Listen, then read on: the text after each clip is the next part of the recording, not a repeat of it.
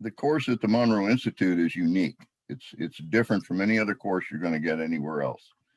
The primary reason that it was developed at the Institute had to do with my being brought here by the U.S. Army, put in communication with Bob Monroe.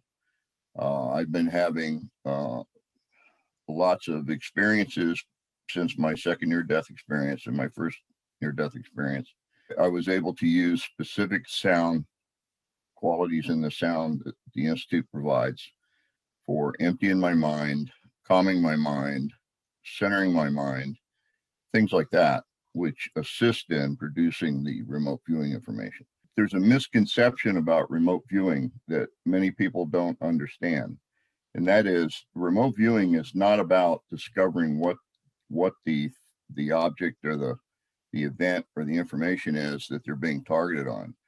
It's not about knowing everything you can know about the target or being able to say, this is what it is.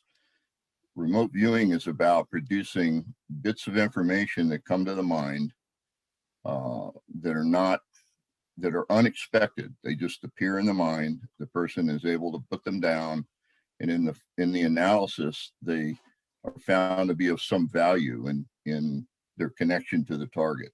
It's not about making someone a remote viewer. It's about our providing them with a facility or a place that they can sit and be enveloped in the conditions that allow them to produce accurate information in the remote viewing technique, whatever that might be.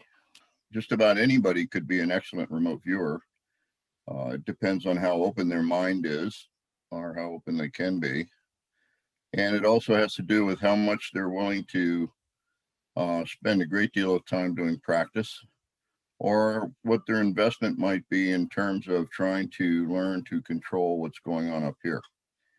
That's why the Monroe Institute has been such a good help in terms of developing remote viewing to the degree it can be developed.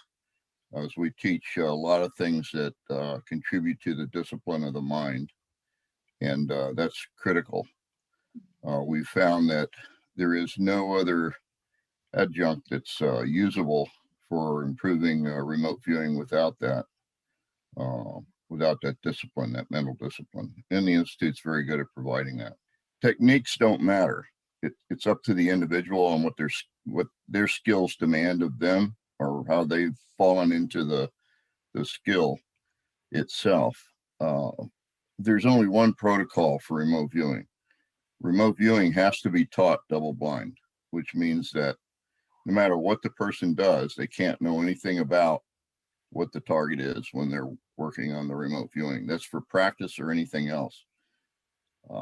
Double blind infers that anybody in the room with the remote viewer at the time they're doing remote viewing, practice or otherwise, no one can know what the target is, because we now know that human beings communicate between one another in a multitude of ways, to include nonverbal communications, NLP, and all kinds of other problems that can violate the protocol. So as long as the person is double blind, they can use pretty much any technique they want to use. In all my years of teaching remote viewing, there's no like specific occurrence. There's no event that dictates that, oh, now this person's a remote viewer. In fact, no matter how long you're a remote viewer, it can be for 1 year or 50 years. You're going to have as many failures as you're going to have successes.